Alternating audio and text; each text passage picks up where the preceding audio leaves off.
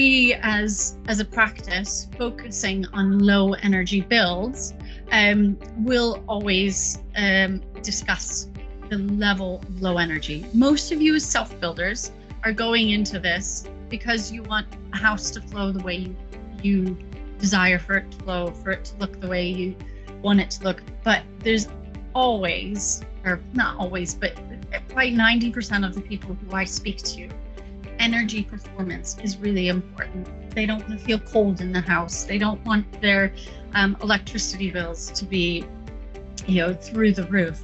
So we really advocate for, at minimum, starting with a fabric first approach and then potentially going all the way to passive house.